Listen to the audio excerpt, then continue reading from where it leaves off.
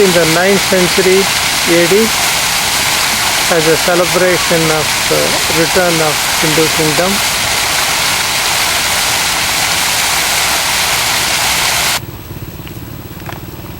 Itu apa sih, Mas? In front of the temple, rows and rows of jasmine. Rani would have loved to have seen this.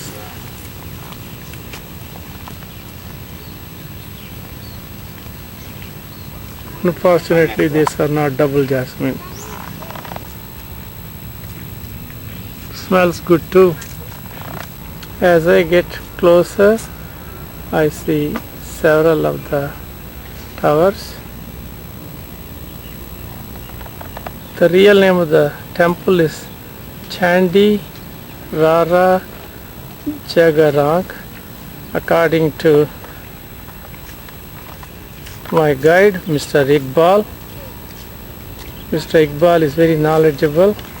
There are a total of 224 family temples, represent 224 families, and there was an earthquake in 1574 that destroyed all of it, and subsequently President Sukarto rebuilt this segment, but still the rest of them are to be rebuilt with money and approval by UNESCO as it's a World Heritage.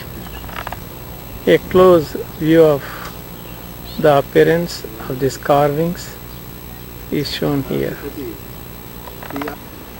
This is the appearance of one small temple.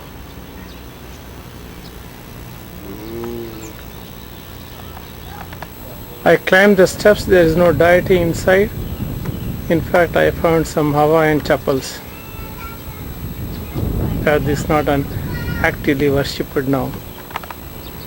As I get closer,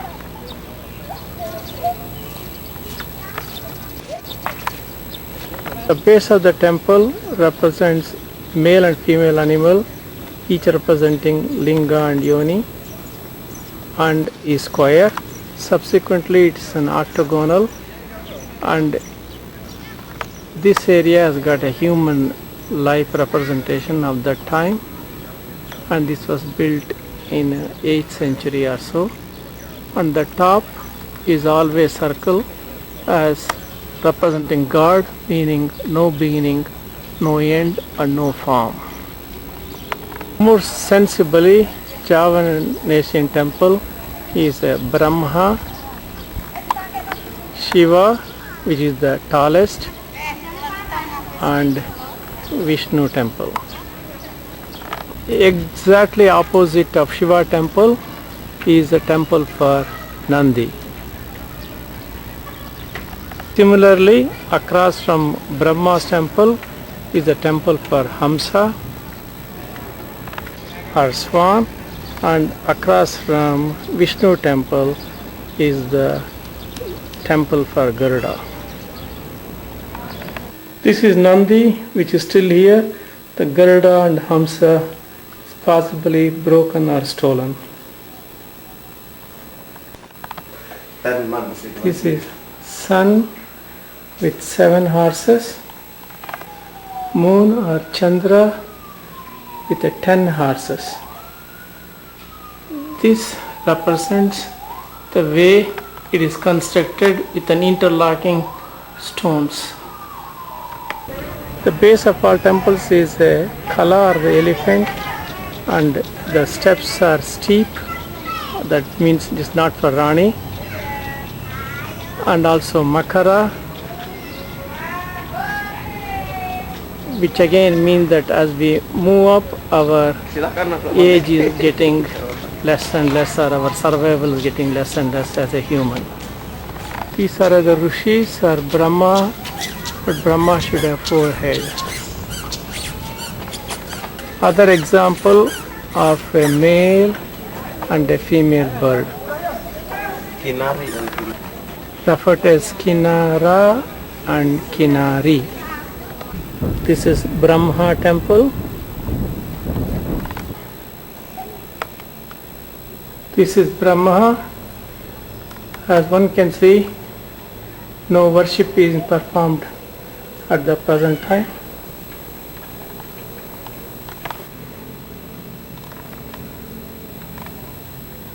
Stones are interlocking and the place is clean with no bats or anything. Now I can see the Rishis more clearly. I'm not sure if this is Agastya or Muni Markandeya.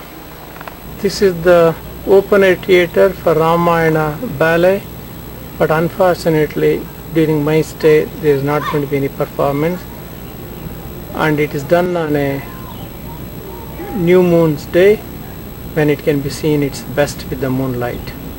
There are hundreds of performers including musicians in this. On the walls are carvings of Ramayana starting from Shiva temple, then ending in Brahma temple. This is Shiva temple.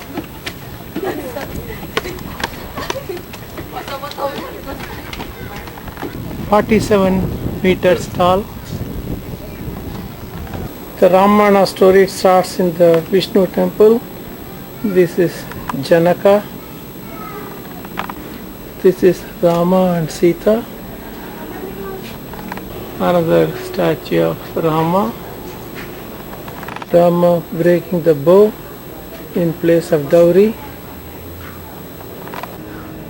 On fourth side of the Shiva deity temple are different god. This is Agastya.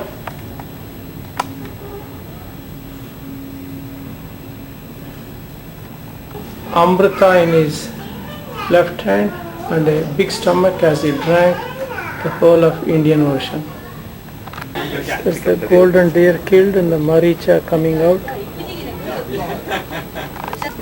with the Rama shooting it with the bow and arrow.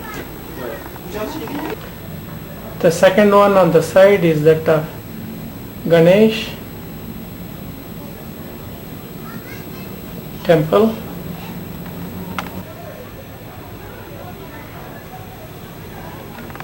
This is Durga or Parvati or Kali,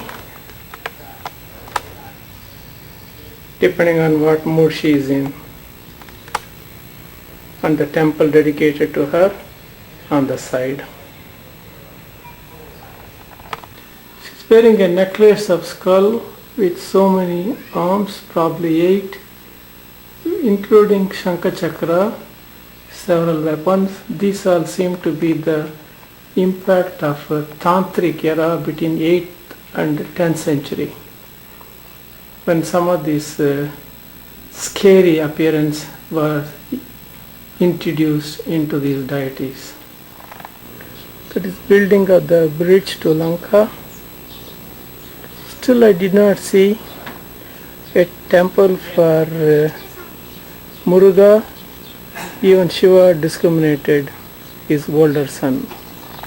This is Shiva, the main deity, and is taller than other deities, and base of which is a linga, and the interior is much bigger compared to other smaller temples, including that of Vishnu and Brahma.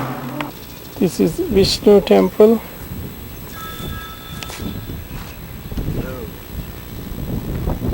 In the Vishnu temple, the carvings represent the story of Krishna,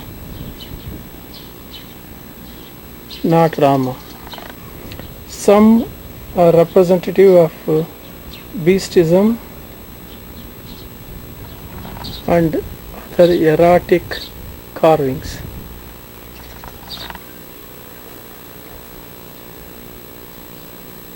Unlike Bali temples, in the Javan temple there is a deity. This is the main deity, Vishnu.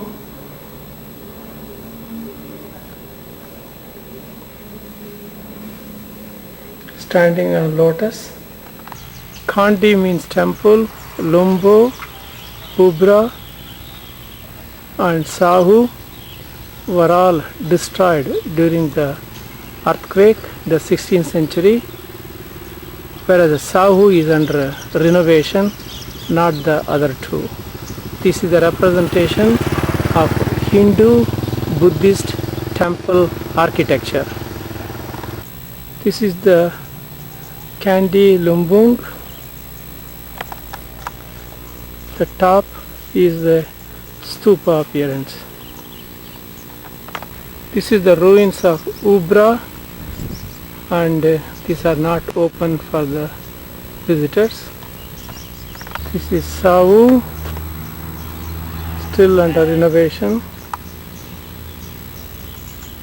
with no deity inside, only meditation room. When I say meditation, don't you believe me? See who is meditating.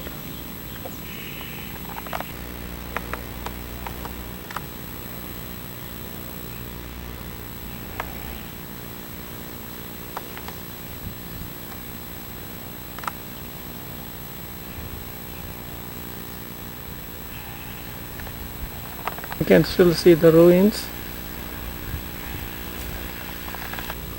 Same complex from the side, with the stones being organized for reconstruction.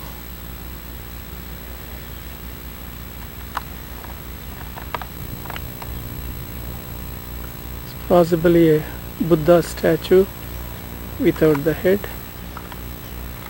with only the torso. The side view.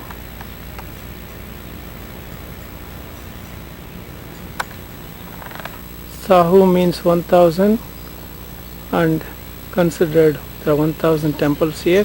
Each of course represent a family. There will be an extra charge. So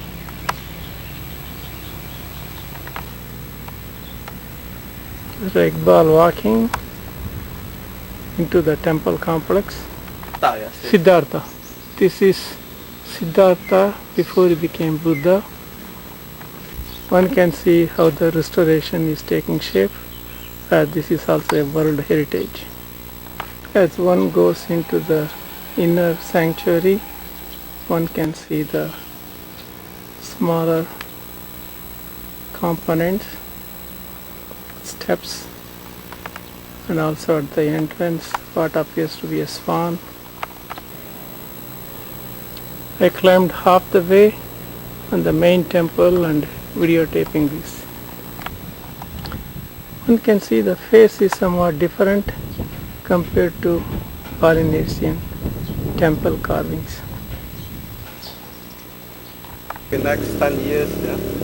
This another view of the complex.